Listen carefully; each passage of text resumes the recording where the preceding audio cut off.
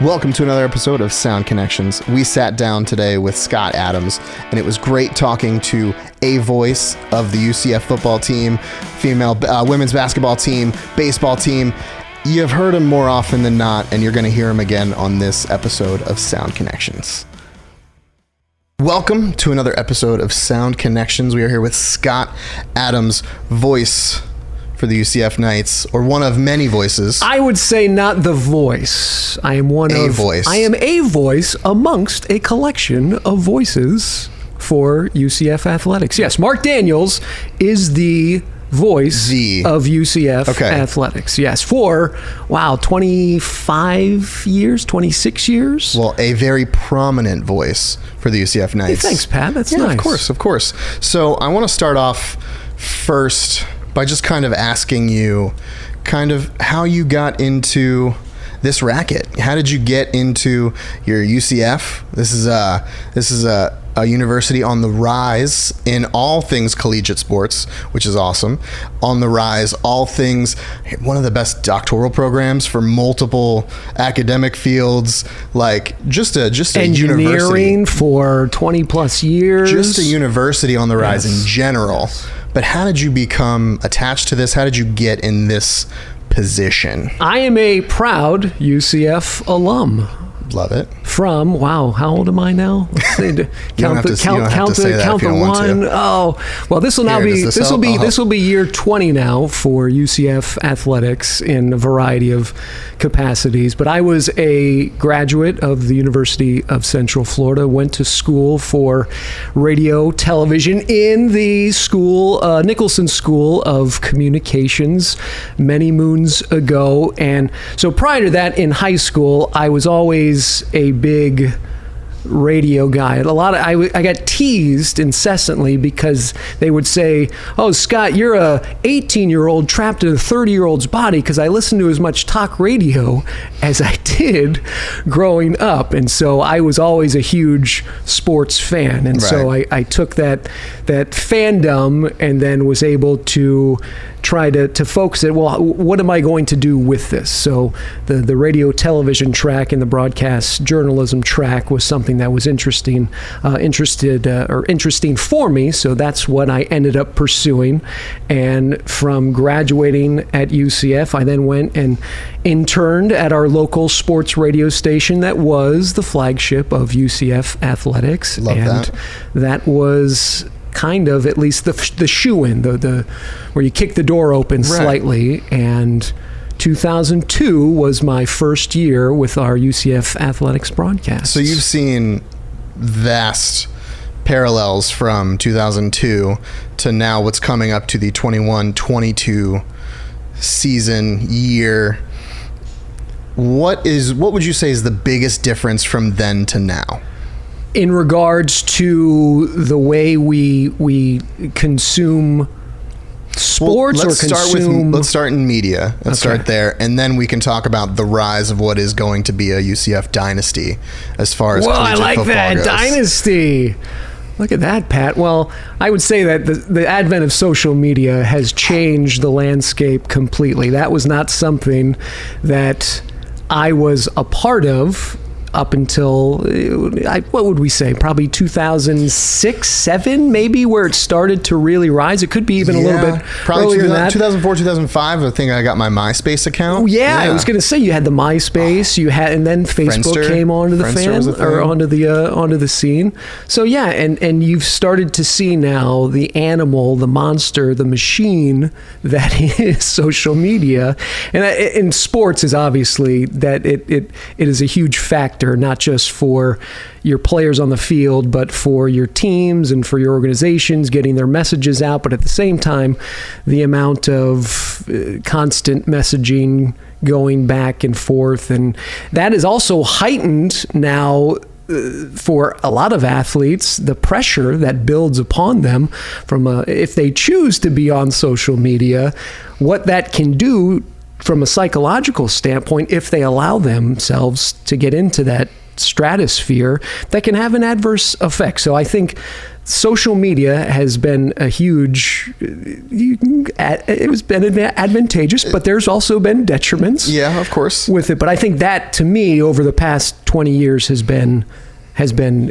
significant beyond reproach. Is it more helpful for you now to have that as a tool in the arsenal to be able to get your point across, to get your view heard? Is it something that you feel like is a benefit to you, or is it something where you feel like even though you have this prominent voice with a notable university, it kind of gets washed out because there's so much content, there's so much social content? Yeah, there is. I mean, from one day to the next, what you tried to produce one day, did it have any sort of reach whatsoever? Did it move the needle at all? And then you're trying to figure out new ways of trying to see what's going to work, what didn't work last time I tried to do that. Well, why is that? And yeah, there's so much competition with it. So the age of information, I think maybe even going back before social media with the internet, I think that has made the jobs a lot easier for people in the broadcast world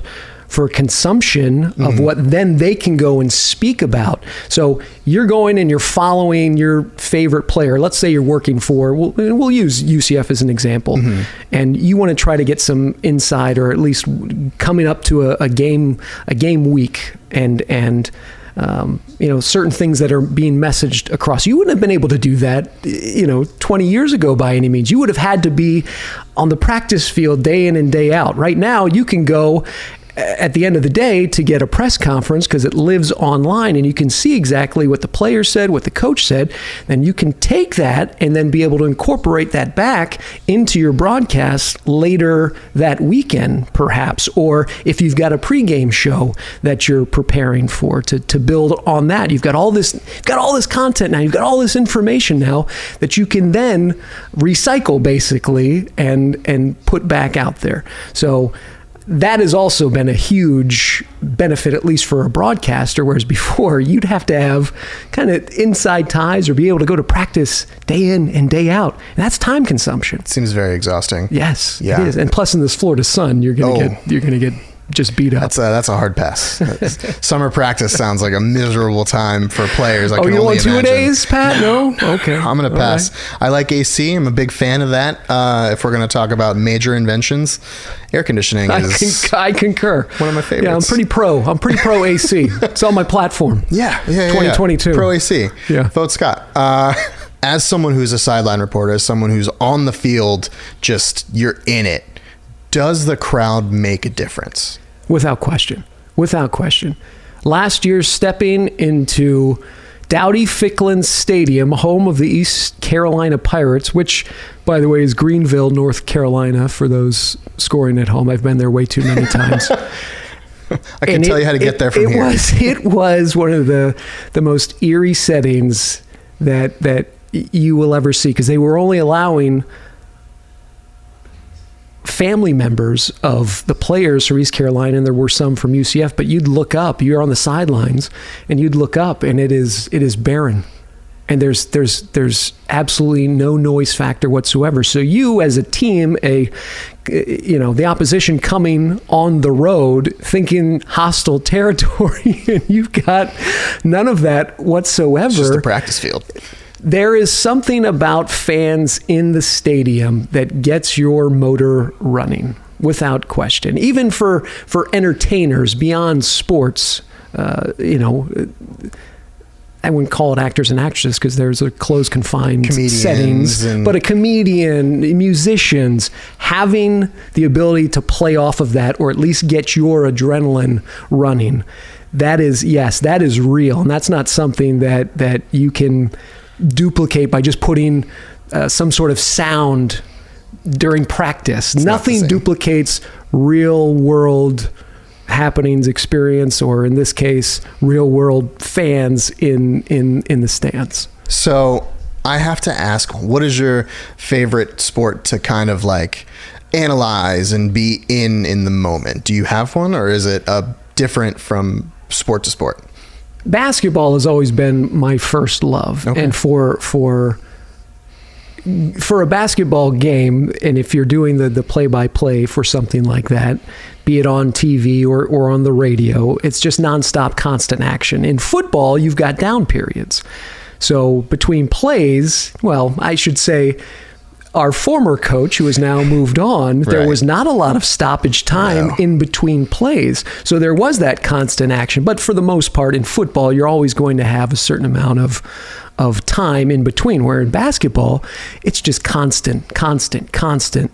And to me, that's the most fun, is being able to share what you're seeing. And if you're working with an analyst, being able to assist in setting them up. It's much like a comedian or improv, right? Where you are trying to make somebody else look better. You're going to set them up, you're going to tee them up so that they can put that henceforth, color analyst.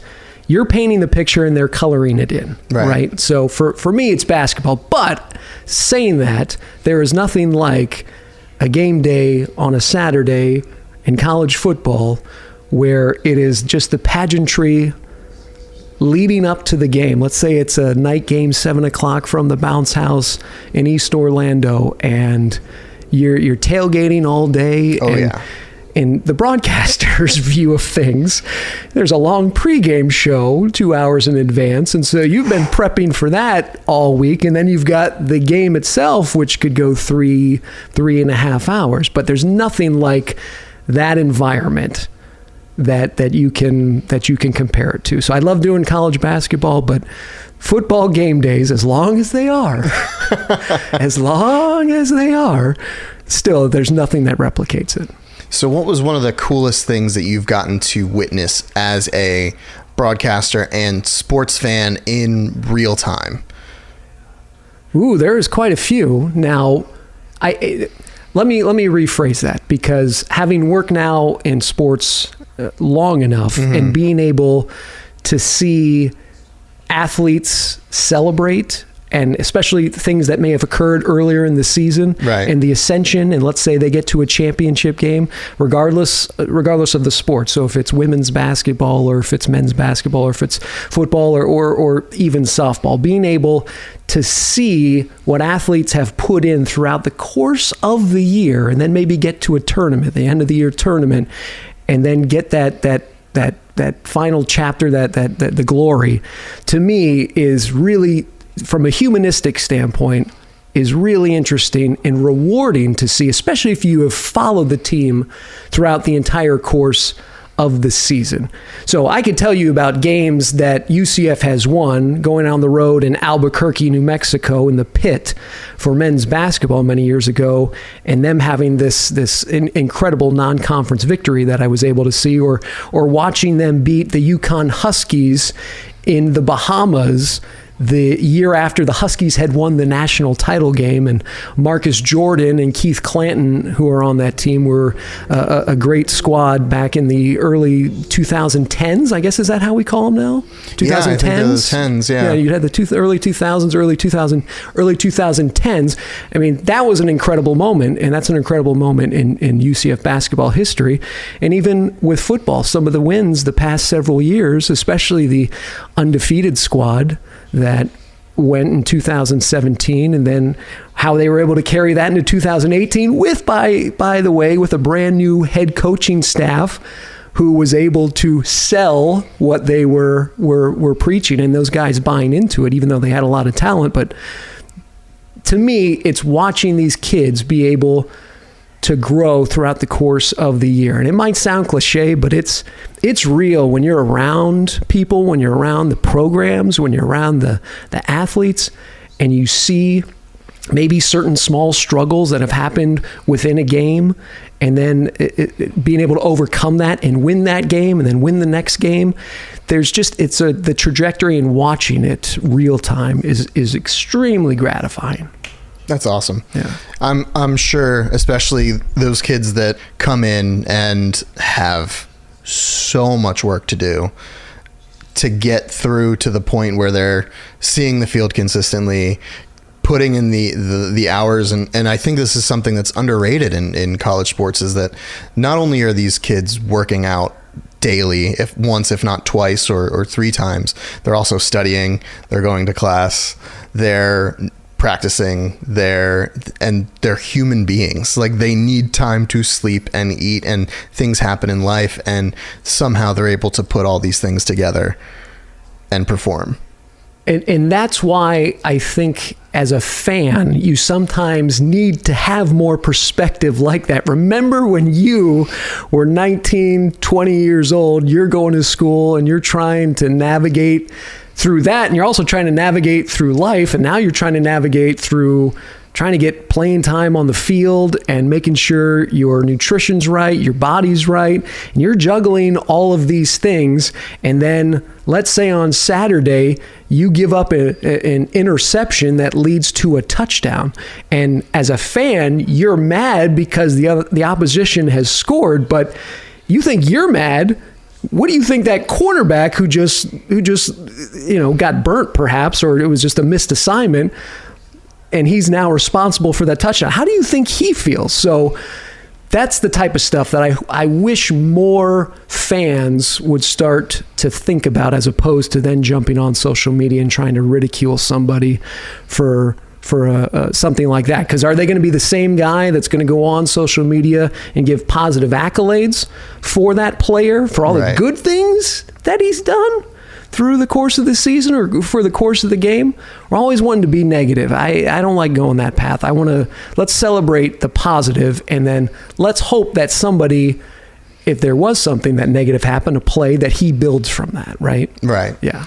So in being in this broadcasting space for quite some time now, do you, when you watch sporting events, is that one of the harder things to do when you're calling a game or even on the sideline, is to be able to pull information immediately, process it through your brain, and then figure out the best way to vocalize that? So bingo, that is the biggest thing, especially in live sports where you've got multiple people that are within the broadcast. So you've got your play-by-play guy, you got your color guy. In our case, we've got 2 sideline guys, myself and Leger Douzable, who is a former UCF stalwart defensive end, all conference, played 10 years in the National Football League. So when they throw the let's go down to Scott Adams and Leger Douzable, you quickly have to be able to formulate a concise thought and make it worthwhile for the audience. Well, why did we throw it down to Scott? Well, this better be something good. Otherwise, why'd we just do that? Right. So yes, you've got to be able to say, okay, I've got something, and quickly be able to recognize and then react. I mean, these are football terms, but it's the same sort of thing. Recognize what you saw in your head and then be able to verbalize it quickly, so that then the audience is able to say, okay, well, that makes sense, and you're not fumbling around or stuttering about something, and you're not wasting time. That's the biggest thing. No wasting time. No dead air, Pat. Right. So is that something that you can work on? Is that a reflex? Is that something that only gets better with practice or time? Or is that something that you can kind of go home in the mirror for someone who wants to get to this level and can react to things? So if you are a broadcaster, or you are a aspiring broadcaster, and you are not going home and listening or watching to your material on a regular basis, you are doing yourself a disservice, because you're never going to find out what it is you're doing wrong. And now, yes, you might have people that are able to tell you, people that you're working with or your superiors or higher ups, and they point it out, but there's nothing better than going back and watching it, regardless of how sometimes you get mad at yourself. You'll bad get feelings. There's yeah, bad feelings. Of course, but you also need to celebrate wins as well, because there might be more wins than there are losses. But if you're not constantly listening and going back or watching, I mean, it's basically, if it's a TV broadcast, you're listening, but then also if you're on air and watching, you need to be able to see what it is that you did in that particular instance, and not replicate it if it was something that went astray. And you need to be able to build from that for the next time, because those are the things you got to put in the toolbox to then be able to not make the same mistake, and then work from and go forward with. Right. So I want to pivot back. You said something very interesting, that you've been lucky enough to not only be involved with UCF, but you've done a bevy of other things. And I know we're going to come back around to UCF because we're just talking football here. We're just hanging out, having a good conversation about some football. Couple guys having some brews, talking some football. But you also have a very strong radio presence, have had a very strong radio career. And where did that kind of start? What was your first job? And are you still operating in that space as much as you'd like? I am not operating in the day-to-day radio space because it is a dying medium. Well, let me rephrase that. It is smaller and smaller in terms of the people that they will pay, or at least what they used to pay for terrestrial radio. That's why we're on podcasts right now. I mean, this is the perfect. Doing it. That's the way everything has been. That's the way the shift has been able to move. So I figured that out 2010, 11, that there needs to be more. I was working on a talk show in the afternoons, and I would watch as the certain unnamed radio conglomerate continued to lay people off one after the next. And so I have these other assets, these other skills, so I had to start moving in other directions. So I started doing some other entertainment sort of avenues, the commercial acting work and the host and spokesperson stuff, because I was just repackaging what I was doing on the air and now just bringing it into another medium. And so all that confidence that you build up on the air, you're then able to quickly maneuver it to somewhere else. Now, there was pitfalls that I had to go through in that other world, but the radio stuff definitely assisted in being able to go and do that other stuff. So would you say that you built your foundation in radio? Yes, without question. The live, constant 3 hours a day, talking off the cuff.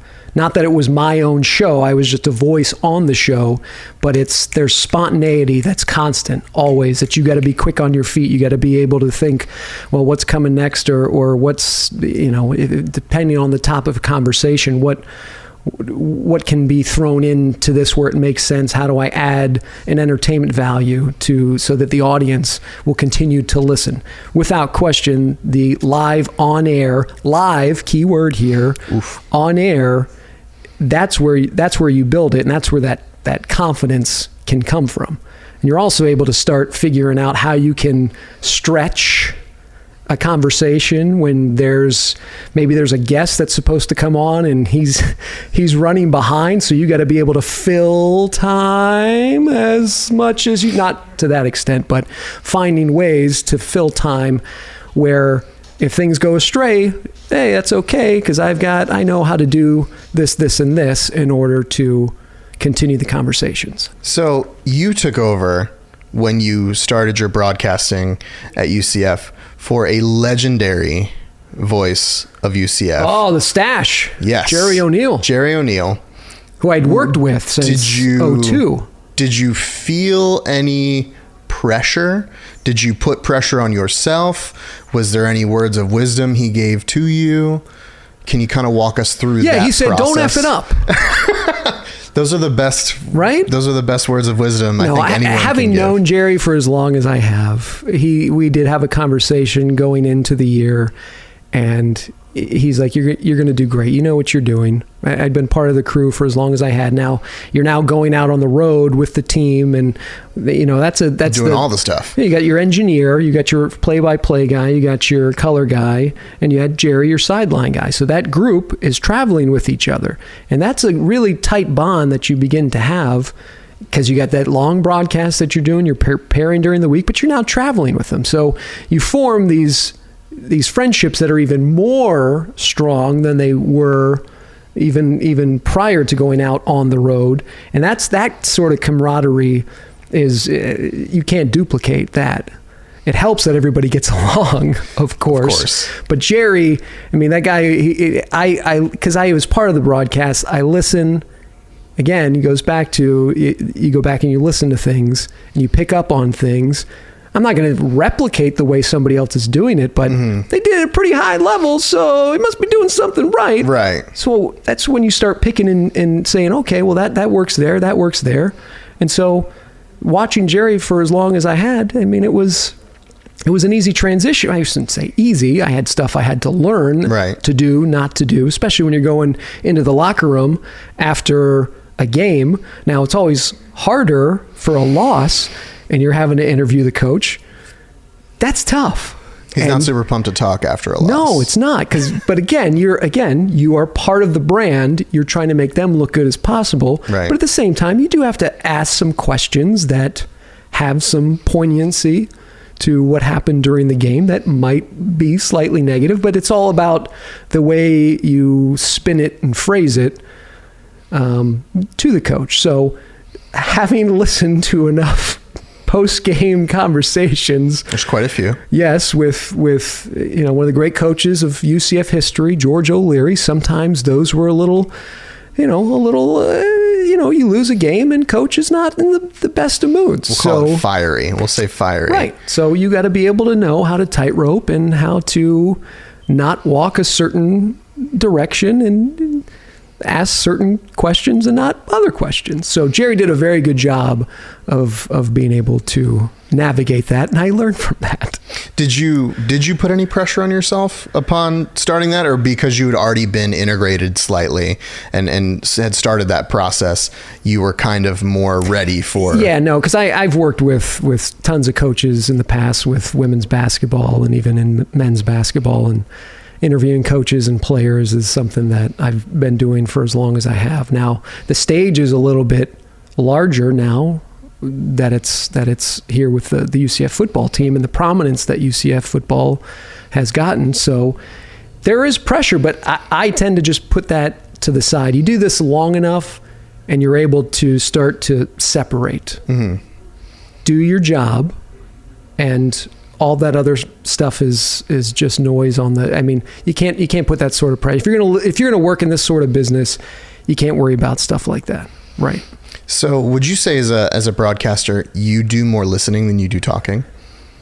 In my current, in the sideline guys' current role, there is a lot of listening because you're hearing what Gary Paris and Mark Daniels have just said. Mm-hmm. You don't want to necessarily be redundant if you see something, but yeah, you got to be able to listen to what they're saying and also seeing what's going on out on the sidelines and morph and tie that in to make it sensible to come up with something then to say. Now with play-by-play stuff with the basketball teams, you're always listening. And that again, I've got these different toolbox elements is what I like to call them. Mm-hmm. Improv is one of the great listening skills that you'll be able to do, because you're always having to rely on what you've heard from the last person in order for the scene to make sense. Right. The yes and right. Yeah. So I am a big listener, and then being able to make something make sense based on what I've heard and make it coherent and so it makes sense. Yeah. Right. So we've talked about the broadcasting aspect. We've talked about the radio. Is there anything you're doing personally that you would like to talk to the people about? Is there something that you're doing on your own for yourself that you would like to tell the people about? Whoa. Well, I continue to go on my commercial auditions and my hosting and spokesperson auditions, but for those of you that aren't watching the video, Sam's got gray hair. I'm sorry, Scott has gray hair. I've been called a lot. I've been called a lot of names in my life. I've been called Sam before, actually. You remind me of my friend Sam Weitzner, who does not have gray hair. But is he younger or older than I am? He is... I don't know how old you are. I wasn't going to ask that question. I bet Sam's younger than me. Possibly, but he's got way less hair than you. I should remind him, or I should remind you. He should remind you of me. I'm going to just call him Scott from now on, as a power move for you. Well, I would appreciate it. I get better sleep tonight knowing that the next time you see Sam... Oh, he will be called Scott immediately. He will be Scott. Don't worry, I'll tweet you when it happens, and I'll let you know. So my other world, I do a lot of content creation for a restaurant group that has multiple properties in the Disney Springs area, as well as in Tampa Bay. And so I am putting my other degree to work, branding and marketing. So I'm using a lot of the elements of my radio world and speaking and as I stutter and I say speaking. Does being a broadcast personality, a radio personality, assist you? Do you think it's a tool that can span multiple different boundaries? Without question. And it kind of sets you apart? Well, I think it is how you carry yourself and being able to go into a new room and seeing a new client and just come off with a level of positivity and assurance for them. I like to think of myself as someone that is very easy to talk to when I meet new people. And so that helps me in situations of getting to know them, getting to know then what their needs are, and then maybe being able to sell them, hey, for this. So I think there's a sales element to it, being able to, again, have that flow of conversation and knowing a lot of nothingness, a lot of things about nothing that can assist in conversations. Oh, filler words are a beautiful thing. Yeah. Filler words are a beautiful thing. Well, not just filler words, but accumulating a lot of useless knowledge over the years. You must be a hell of a trivia player, I have to say. Has benefited me to a certain extent. Well, I am very excited. You've gotten me very, very pumped for the UCF football season. Yeah, Pat, I mean, just getting into the stadium for one should be enough. It's going to be crazy. I'm very excited for all the pandemonium. I'm excited. Scott, thank you so much for hanging out. I appreciate you coming out, chatting with me a little bit today, talking to me about broadcasting, UCF football. Is there anything else you'd like to leave the people with? Well, kids, it's been a run. It's been a show. It's been fun. Tip your waiters. Make sure that you brush your teeth before you go to bed. It's a good one. And go Knights and charge on. And that's it, Pat. Thank you, Scott. I appreciate it. And we will see you next time, guys. This was another episode of Sound Connections. Thank you so much for listening. And we will see you guys all back here next time. Thanks for listening to another episode of Sound Connections, brought to you by Mainline Marketing in Winter Park, Florida. We hope you enjoyed everything you heard. We hope you enjoyed this Sound Connection. Guys, don't forget to like, comment, and subscribe if you're on YouTube, or subscribe wherever you listen to podcasts. We appreciate it, and we will see you all back here next time.